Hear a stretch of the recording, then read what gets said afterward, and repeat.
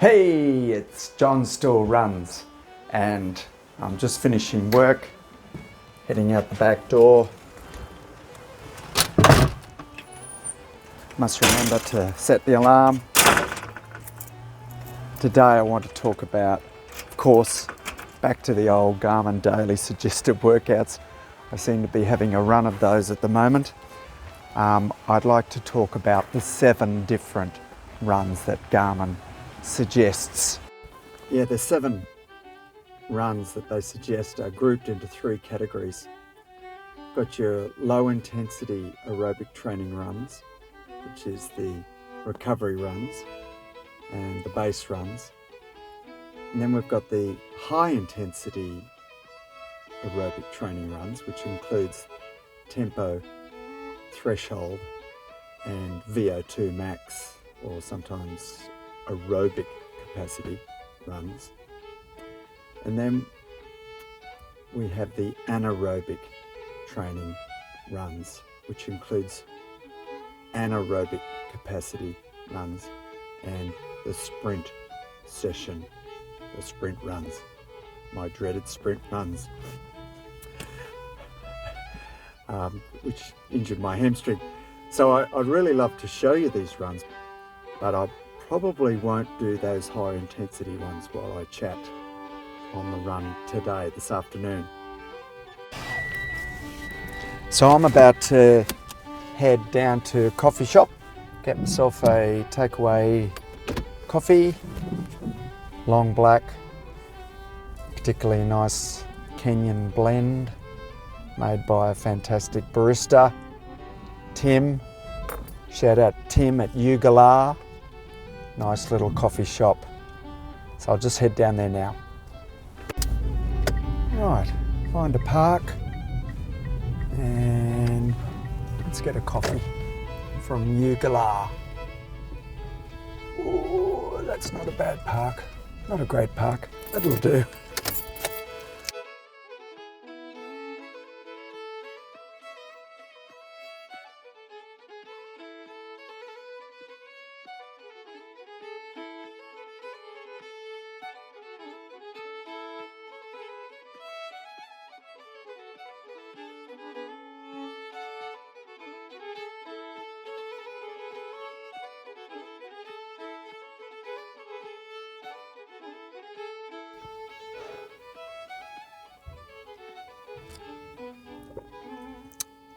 That is so good. This afternoon I'm going to go for a recovery run of 22 minutes. Why 22 minutes? Well, Garmin's worked that out using the metrics. They think I need a recovery, and I think I do too, actually. In fact, this is the 3rd day in a row of recovery runs. Now, some of that's a little bit artificial because I actually took a recovery run from the future a couple of days ago, but 3 runs in a row, 24 minutes, and interestingly today it's suggesting 22 minutes. So what does the recovery run do? Well, I'm going to read a little bit from the Garmin website. It says the easiest runs you will ever do are recovery runs. Some have described the proper pace for the recovery runs as embarrassingly slow. I don't agree. I think easy is good. Performing an active recovery workout correctly and gaining the intended benefit, however, requires great discipline. I don't agree. I find it, well, actually that's true. I tend to go a little bit too quick and achieve the next level, which is the base running level pace. So good point, Garmin. It's easy to let your intensity and speed drift upwards as you go along. Yeah, okay, righto, I agree. Then it goes on to say, metabolic byproducts accumulate in your muscles during harder, more intense workouts. This is true. Lactic acid. The goal of recovery runs is to gently increase circulation, flushing cellular waste out of your muscles in the process. Yeah, mostly agree there. Overdo it during your recovery run and you're likely adding to the problem, not clearing it away. There are no rewards to be earned by pushing the limits of your recovery runs. You are simply adding stress to your body disrupting potential gains triggered by the other workouts in your program. I agree. Many runners take pride in never missing their daily run. I'm guilty of that. This level of commitment is key to the success of any training program. Oh, so it's not a bad thing. With that in mind, an often overlooked benefit of recovery runs is that they allow you to maintain your routines without counterproductively overloading yourself. Boy, I think I got that out right. So yes, let's do this recovery run and then I'll come back and then we'll explain the next type of run, the base run. Goes on to say that the best duration of your own endurance building runs depend on your current fitness level and will typically vary somewhere between 30 and 90 minutes.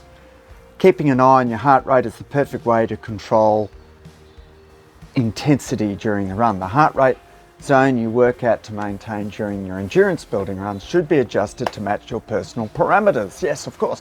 This is typically below 80% of your maximum heart rate, so it's worth checking to make sure your heart rate max is set correctly on your watch, or correctly for you it says. So what are the benefits? They say the key benefits of these longer, slow runs, including building stronger muscles and improved running efficiency across the board.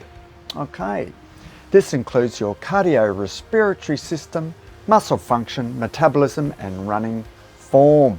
Endurance runs also teach your body to burn fat better. Yes, I agree, particularly if it's a fasting run, a fasted run, not a fast as in pace, but fast as in, you know what I mean.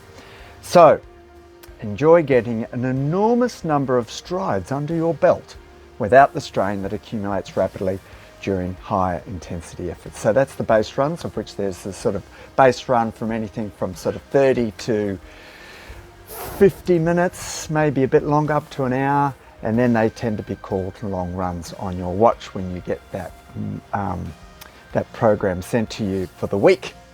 So off I go now. Time to do my recovery run of 22 minutes, and then later on I will tell you about the next 3 runs: tempo, threshold, and VO2 max in the high intensity aerobic training sector. Yes.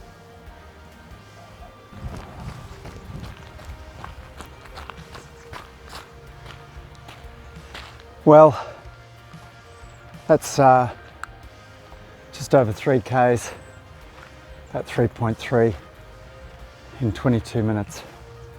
Trying to keep my heart rate down to what Garmin consider recovery pace heart rate. Not quite achieved. They were right, it's just too easy to go harder, even if it's just slightly harder to my base level, which is roughly 125 beats per minute. That was supposed to be 115 beats per minute. Couldn't quite keep it that low. Tried my best. But as my 3rd recovery run in a row, I'm pleased I did it. I am rehabilitating, I almost said nursing, a right hamstring strain from several weeks ago, incurred from a self-inflicted sprint session. Not Garmin's fault. And it's recovering, it's slowly getting better. It's about a 1 out of 10 discomfort, using running as a form of rehab amongst other exercises that my physiotherapist prescribed.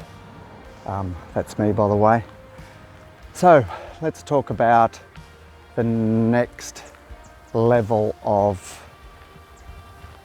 training, the high intensity aerobic workouts, which include tempo, threshold, and VO2 max, also known as aerobic capacity runs. So the next level of GDSW runs are the high intensity aerobic training. First one is tempo. Can I read out what Garmin have and make some comments? Tempo runs are where things start to pick up speed and feel more like actual running. Well, I don't know. I feel recovery and base running is running. Don't feel as though I'm going too slow. I feel as though easy is good. you need to put in some effort for tempo to keep up the pace, but can keep going for a while if you want to go for it. Performed at your so-called marathon pace. The target intensity for your tempo runs is sandwiched in between your endurance runs, recovery and base, and threshold runs, which is the next one. These runs can be suggested at either steady state pace workouts like 20 or 30 minutes, or take the form of relatively gentle interval runs, certainly gentle compared to the next levels of running, where the harder segments are longer and perform with an intensity well below an all-out sprint. Amen to that. Tempo runs are a terrific way to build general fitness and contribute nicely to the high-intensity aerobic bar on your training load focus screen in the training status widget. Yeah, keep an eye on that. It's quite interesting. The next level up is threshold runs. Now it says here, while VO2 max defines your maximum aerobic performance capacity, your lactate threshold relates to how long you can sustain a higher intensity levels relative to your maximum capacity. When the intensity of your performance exceeds your lactate threshold, fatigue accumulates quickly. True. Practically speaking, your lactate threshold translates into a pace or intensity that you can sustain for about 40 minutes to an hour. Yes. If two runners have the same VO2 max, but one has a higher lactate threshold, you can expect the runner with the higher lactate threshold to win a 10K race. The runner with the higher lactate threshold should be able to sustain an intensity closer to their VO2 max for a longer time. The goal of threshold runs is to increase your lactate threshold, and to do that you will need to run at or slightly above your lactate threshold pace or intensity level for an extended period. This makes for a very hard day's run, so make sure you are up for the challenge. Make sure you're well rested too. I think make sure there's been some nice recovery runs before the threshold run, or indeed any of the next level up. Threshold runs, by the way, are used a lot by the Ingebrigtsen team. So the Ingebrigtsens, as you may or may not know, are particularly good runners from Norway. One of who sets world records in the 1500 to 5000 pace. It's a very, very good runner, as is the whole family. And they use double threshold sessions often. I wouldn't recommend that for the average Joe Blow like me. So what are the next levels of GDSW?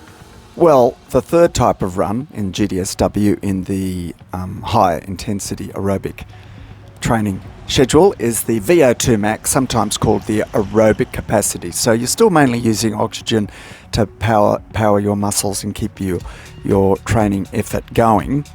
You haven't quite gone anaerobic yet. But it's fairly quick running, I must say. So VO2 max, reading now from the website, VO2 max improving training runs are typically built around longer high intensity intervals, punctuated with lighter efforts that give you a chance to recover before ramping up the intensity again. Ideally, you will maintain the higher intensity level long enough for your aerobic system to catch up to the energy demand of your performance and continue for a handful of minutes. Punctuating these longer, higher intensity intervals with a chance to catch your breath ultimately allows you to run more total minutes at this level, amplifying the signal to your body that it's time to adapt to the challenge. The intensity of these efforts is above your lactate threshold, which means you're only able to sustain them for a relatively short time, but the intensity is well below an all-out effort that will leave you quickly exhausted. It may take some trial and error to dial in the right level of intensity for these runs.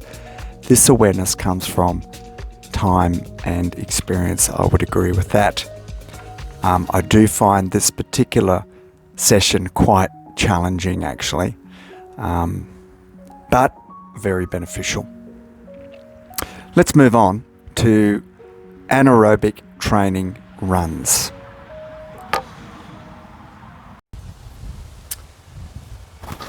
So there's two of these sessions. The two highest in the GDSW: anaerobic capacity and sprint. So anaerobic capacity, let me read. Short, vigorous efforts are the signature of runs designed to boost your anaerobic performance capacity. The high-intensity segments of these runs, however, usually last only 40 to 60 seconds and are much shorter than in the VO2 max training runs. They're hard, that's for sure. These runs are purposely structured so that your aerobic energy system is unable to catch up to the energy demands of your performance. This forces your anaerobic energy pathways to carry the burden of synthesizing the molecular fuel, ATP, adenosyl-triphosphate, I think that's it, that powers your muscle contractions. Lactic acid is a byproduct of anaerobic metabolism. It accumulates rapidly in your muscles as you power through these high-intensity interval runs. The accumulation of lactic acid is associated with various aches and often produces a burning sensation in your legs. So true.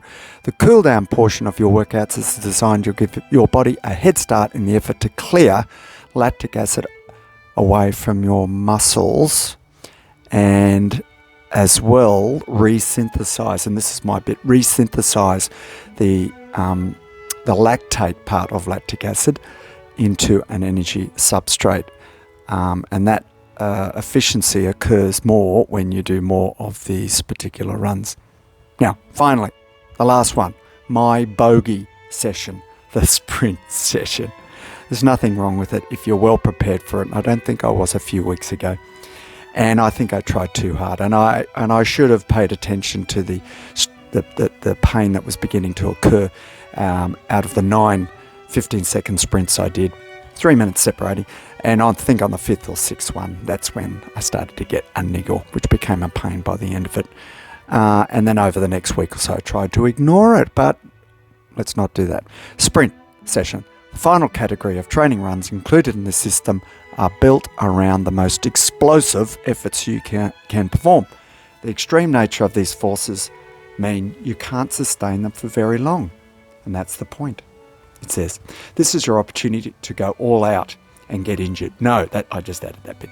Leaving it all on the road, or the track as it was when I did my session a few weeks ago. Quickly summoning this amount of power from your muscles has remarkable effect. It improves the ability of your nerves and muscles to work together. Neuromuscular efficiency. This includes developing the sequencing and coordination of muscle contractions and recruiting more muscle fiber units into the movement. Yes, these elements translate into your ability to generate higher top speeds. These adaptations fall under the category of neuromuscular power and can have tremendous impact on your overall performance, especially in racing and general sports performance. Why did I do this? I'm not even racing. Working to increase top speed can also improve your race pace running economy. I guess that's what I was trying to do. I was just trying to improve my running economy so that the easier sessions are easier. Sprint training is most beneficial when you are well rested and ready to be at your best. This means you shouldn't expect to see these workouts suggested if you have a significant amount of recovery time remaining due to a hard training session the day before, a bad night's sleep. Well, it doesn't take into a bad night's sleep, and I have a few of those. I don't wear my watch to bed, so it doesn't have that metric. Adequate recovery between runs is always important, but it is especially important here. Pushing your limits while fatigued opens the door to injury. It also means likely missing out on the full developmental benefit of your efforts because your body will struggle to bounce back instead of getting stronger. So true. So I hope you enjoyed listening to me drone on about the particular GDSW runs. I think that I will continue to use GDSW as I rehab through my injury. Thank you for listening to me tell you about this. It wasn't show and tell. I would have preferred show and tell, but recovery and base runs are where to go for me at the moment before I go to those next levels up. So happy running, and if you're using GDSW, enjoy.